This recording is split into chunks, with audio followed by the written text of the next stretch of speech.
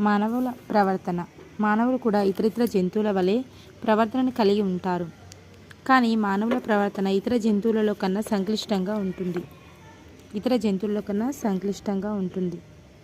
ఎందుకంటే మానవులు ఇతర జంతువుల కన్నా తెలివైన వారు, ఆలోచించగల శక్తి కలిగిన వారు. మానవులకు వాళ్ళ గురించి వాళ్ళకు బాగా తెలుసు. మానవులలో వివిధ ప్రవర్తన విధానాల గురించి పరిశీలిద్దాం. సహజాత ప్రవృత్తి. మానవులు సహజాత ప్రవృత్తి కలిగి ఉంటారు. కానీ మనం మన ప్రవర్తనలో ప్రయత్నించి సహజాత ప్రవృత్తిని అధిగమించగలుగుతాం. ఉదాహరణకి, బాగా ఆకలిగా ఉన్నప్పుడు వెంటనే భోజనం చేయాలని అనిపిస్తుంది. కానీ మర్యాద కోసం అందరూ కూర్చున్న తర్వాతే భోజనం చేయడం మొదలు పెడతాం కదా. అనుకరణ.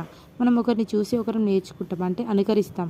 కొత్త విషయాలు నేర్చుకోవడంలో, పాఠశాలలో మెలకువలు నేర్చుకోవడంలో, ఆటలలో నైపుణ్యం పొందడంలో ఇవి ఉపకరిస్తాయి.